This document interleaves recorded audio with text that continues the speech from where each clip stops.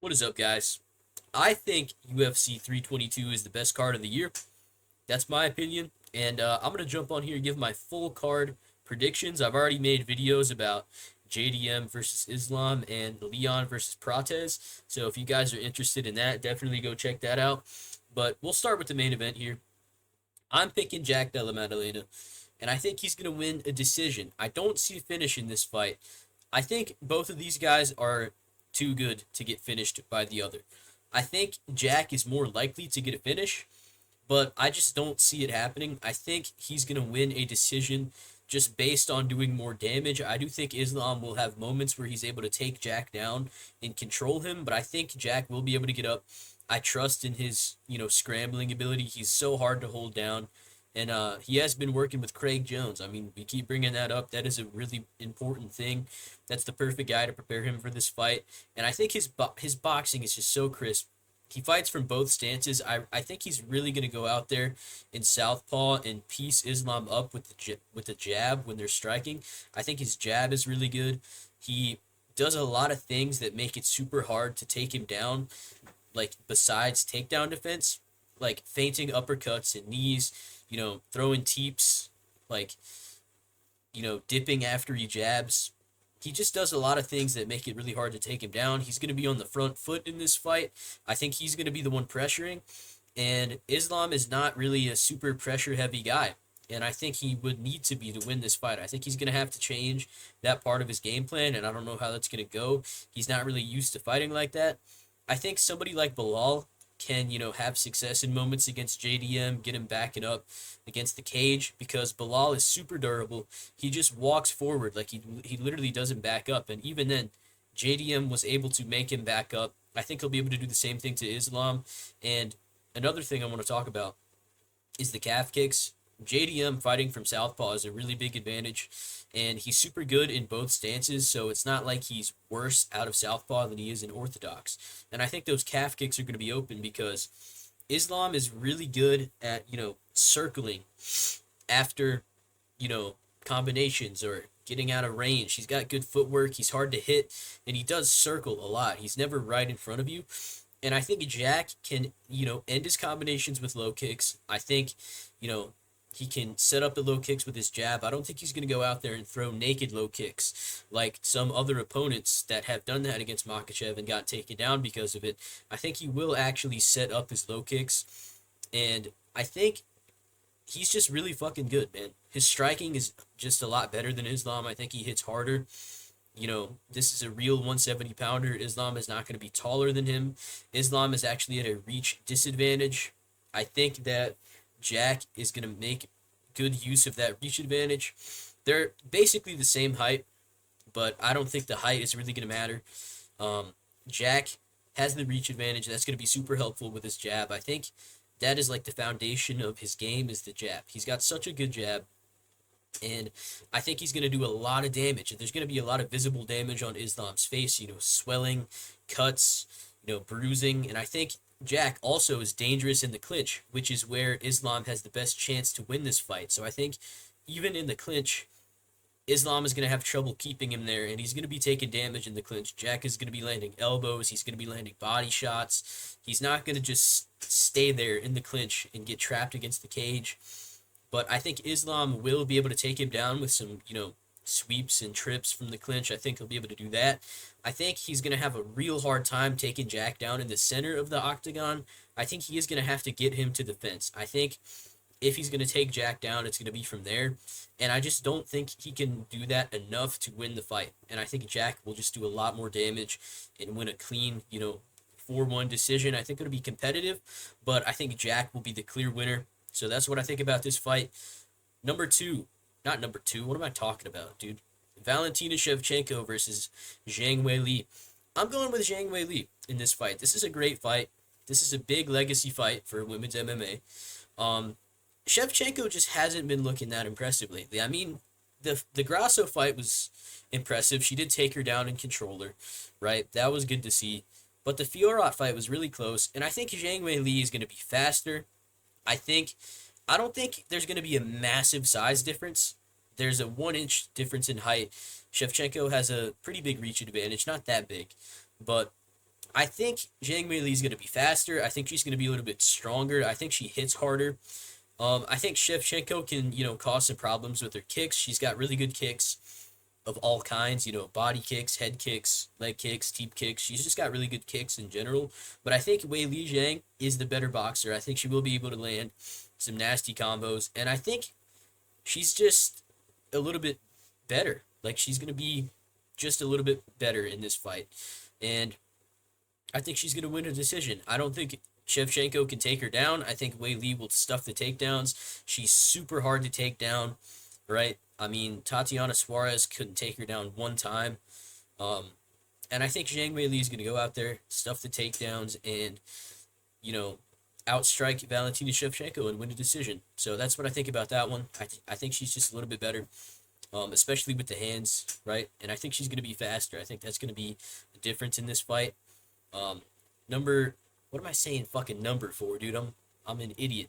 Not number. The third fight on the card. The feature fight. Sean Brady versus Michael Morales. This might be the hardest fight to pick on this card. This is a really tough fight. And it's because we don't really know how good Morales' grappling is going to be. We know he has good takedown defense, right? But Sean Brady is one of the best grapplers in the division. He's a really good wrestler, but his grappling is even better than his wrestling if he gets you down. He's so heavy on top, right? And he's good at taking your back as well.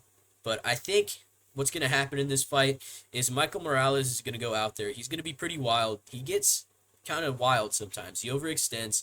And I think he will crack Sean Brady, and I think he can hurt him. But I think I'm just going to trust in Brady's grappling in this one. I think he will be able to, get in on the hips, get the takedown, and I think he'll be able to win with control time. I don't think it's going to be a super fun fight. I don't see him getting a submission. I think Morales will be good enough to not get submitted, but I see him getting stuck on bottom, and I think once he gets up, I think it's going to be like those fights where you see a guy gets taken down, and as soon as he gets up, he starts rushing for the finish because it's like, oh, this is my chance. I think he's going to overswing, and I think Brady's going to take him down repeatedly and just win a decision that way.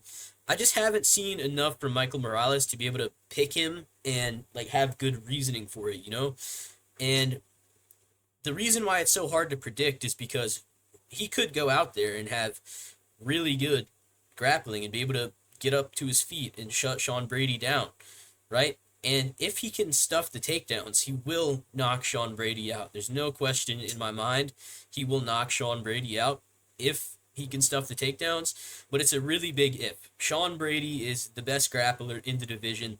I'm going to trust in that. He's also really fucking strong.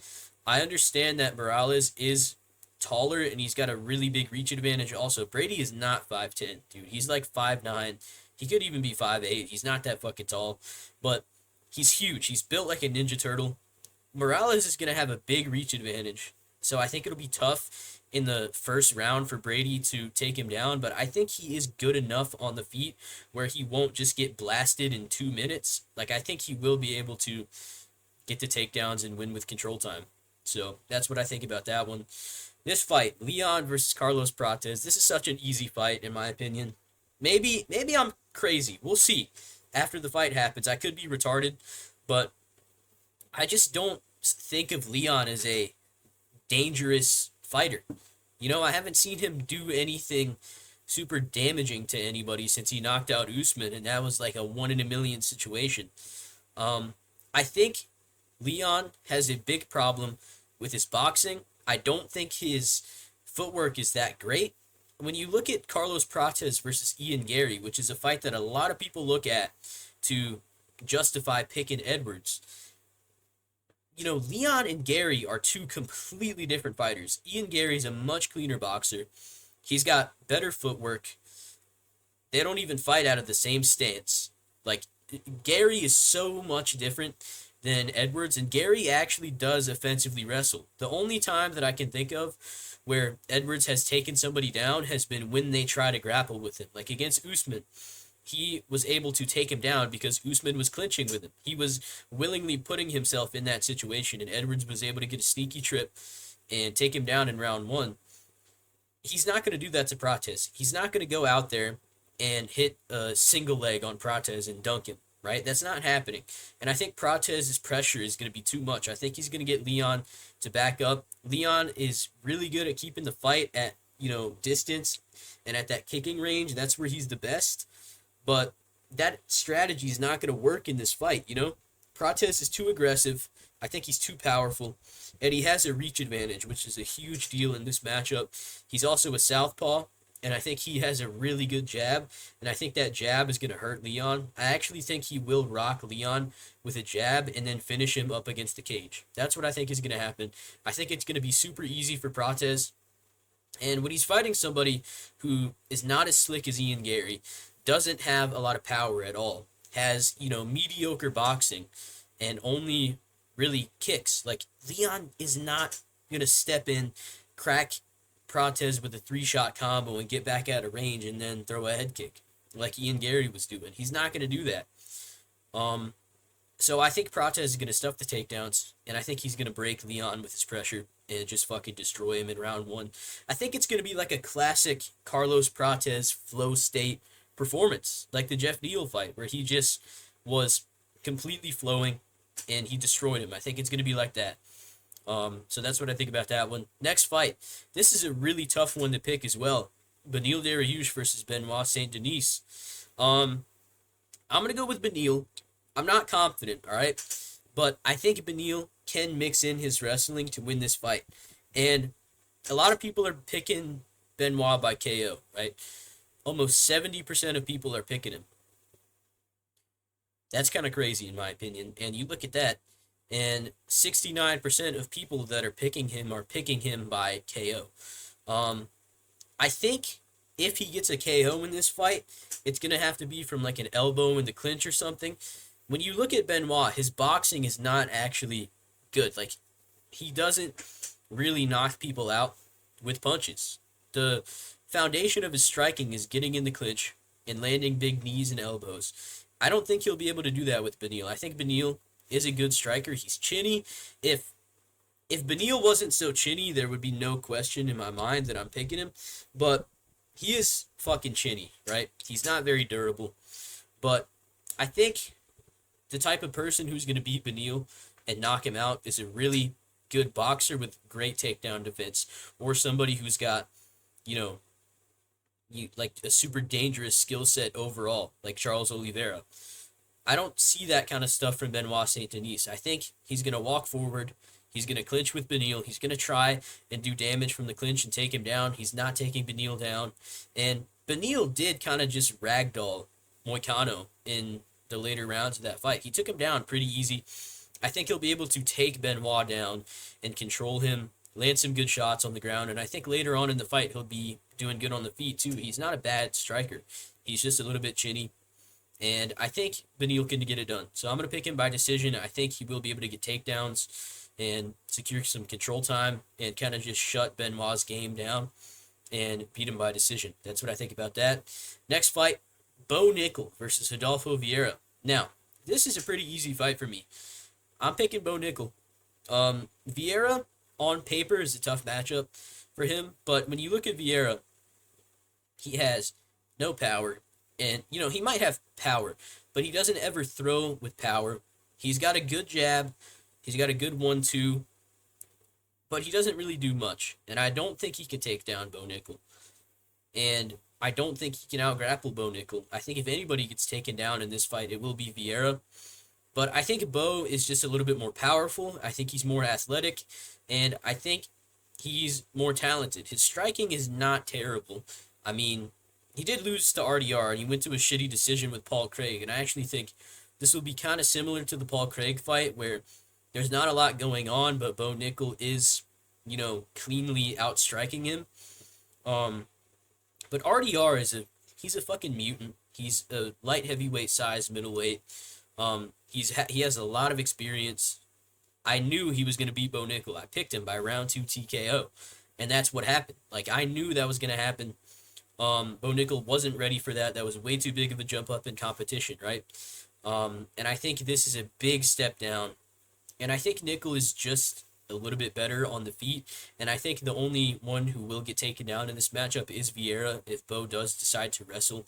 And Vieira, he doesn't have a good gas tank, and he's just not super dangerous. He doesn't ever, throw anything that's like, oh my God, on the feet. You never watch this guy throw a punch and go, whoa. It's all just kind of tippy, tappy stuff with no real impact on it. So I'm going to go with Bo to win a decision. Next fight. This is a really good fight. Roman Kopylov versus Gregory Rodriguez. I'm picking Rodriguez by TKO. I think that Kopylov is good. He's a very technical striker, right? But RoboCop is fucking ginormous. He's huge. And I think his physicality is going to be a really big deal in this fight. I think he is going to walk Kopylov down and break him. My only concern is that he gets chinned coming in, but I don't think that's going to happen. I think he's too powerful. I think he can take Kopylov down as well. RoboCop does have good wrestling. In hindsight, that win over Christian Leroy Duncan is very impressive, and he has shown good offensive grappling in his fights. He's got really good jiu-jitsu, and I think if he gets Kopylov down, he will finish him. And I also think he can just put Kopylov out on the feet. He's got a massive power advantage. This guy can put anybody out. He's well-rounded. He's fucking ginormous. And Kopylov has just not looked great. Even in his win against Chris Curtis, that was such a close fight. Paulo Costa pieced him up and dropped him. And I think Rodriguez is just better than Paulo. I really do think he is. And he's much more dangerous. So I think he will be able to mix in his wrestling if he needs to. But I honestly think he's just going to walk Kopylov down and put him out in like the first 3 minutes. So, yeah. Good fight. Rodriguez could get chin, right? He's been knocked out before. He's got a suspect chin. But I don't see Kopylov being able to put him away. So I'm going to go with Gregory. Next fight, Aaron Blanchfield versus Tracy Cortez. This is a rematch? Huh, I didn't know this was a rematch. Maybe I'm a casual. I'm going to go with Blanchfield by decision. I think she's just a better MMA fighter, Like, her striking is not terrible, so I don't think Tracy's going to piece her up on the feet, and I think Aaron will be able to take her down and get control time, and I think it'll be a pretty boring fight, and don't be surprised if there's a, silly scorecard scoring it for Cortez, all right? But I think Aaron is going to win. Decision, not much to it. Yeah. Next fight, Malcolm Wellmaker versus Cody Haddon. Let me tell you, this is a banger. I love this fight. This is a sick fucking fight. This is definitely Malcolm's toughest fight so far in the UFC by a mile. Cody Haddon is very good. He's got slick hands. He's got really good grappling as well. So I think he will look to wrestle. But I think there is a big difference in the physicality between these two. You see, Malcolm is a lot taller, and not only is he taller, he's a lot bigger as well. And I think he just hits much harder. Cody Haddon is really good, but he doesn't have a huge amount of power in his hands. He's got good combinations. He loves to get on the inside and throw combinations. And I think he will get chinned doing that. I think he's going to have a tough time taking Malcolm down. Malcolm has really good counter shots as well. So I think it's going to be a scrap, but I think Wellmaker will chin him in round 2. I could see a big counter right hook, a big right hand. I think that Wellmaker is just a lot more powerful, and I don't see him getting taken down and ragdolled by Cody Haddon. And he's just got such a big physicality advantage, But this is going to be a good fight. I expect Haddon to push Wellmaker much farther than he's ever been pushed in the UFC, and I think he'll do all right. But Wellmaker's really good. He's got really good timing, and I do think he will be able to knock Cody Haddon out.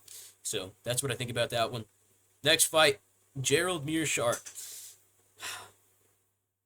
versus Kyle Dawkins. Man. Say a prayer. Say a prayer. Everybody, pray with me for GM3. God Almighty, please don't let him go out too bad. I think Dawkins is going to knock him out. I think GM3 is at the end of his rope, man. I think he's done.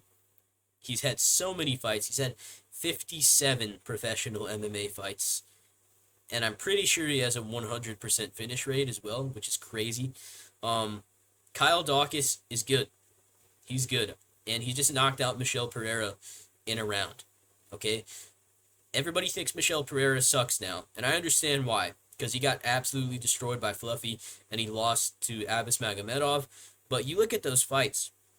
Abbas had a, shitty decision with it. Fluffy took him 4 rounds, I think, maybe even 5. Kyle Dawkins just went out there and just chinned him immediately. He's a good grappler as well. He's super dangerous on the ground. So I don't think Gerald can take him down and control him and threaten him with submissions. I don't see that happening. And I think on the feet, Dawkins is just much more explosive, and I think he's just a little bit better. Not even a little bit. I think he is a lot better just in terms of his striking. And GM3 is so slow. He's so fucking slow. And he's kind of chinny. So I think Kyle Dawkins is going to go out there and put him away in round 1. Next fight, Chepe Mariscal versus Pat Sabatini. This is a good fight too, man. There's a lot of good fights on this card. I'm going with the underdog, Chepe Mariscal. I think Pat Sabatini is very good, especially with his grappling. But on the feet, he is kind of chinny. He's not the best. And I think Chepe will not get hold down. I think he's got crazy cardio. I think he's going to push a heavy pace right off the bat. I think it'll be tough for Sabatini to take him down. And I think Chepe can actually knock him out. I forgot to change it to KO. Let me change it to KO real quick. I think Chepe is just more dangerous with his hands. He's got a fucking chin of steel as well. And Pat Sabatini's really good with his grappling when he can take you down, control you, get on your back. I don't think he's going to be able to do that to Chepe. So I'm going to go with Chepe by TKO. I think he's just a little bit more dangerous on the feet, right? And he's got a really good chin. So if these guys are exchanging, I think Chepe comes out on top every time. And, he's no slouch on the ground as well. He's got some good wrestling. He's got good grappling. So I think it's going to be really tough for Sabatini to control him. So that's what I think about that one. Next fight, Angela Hill versus Fatima Klein. I'm tempted. I'm real tempted to go with a crafty Angela Hill pick, but the judges, for one, they hate her, right? I don't know what she's done to the judges of MMA. They don't like her. And Fatima Klein is good. She's pretty well-rounded. She's dangerous on the feet. And I think it's just going to be a striking match, and I think Fatima Klein is going to win that. I think she will be able to stuff the takedowns from Angela Hill, because Angela Hill definitely will look to wrestle in this fight, but I think that Fatima Klein will get the better of her on the feet. So that's what I think about that one. This fight, Vaisangur Susarkayev versus Eric Mekhaniko. I'm going with Susarkayev by TKO in round 2. Mekhaniko has some pretty good boxing, right? He's got decent hands, but he's pretty chinny. He's also got a good left kick. That's something to look out for. But he is kind of chinny. As soon as he got hit by Ruziboyev, he folded. And Susarkayev is really good, man. He did get cracked in his last fight and wobbled by Eric Nolan, but he's got some devastating kicks. Front kicks to the body are really good.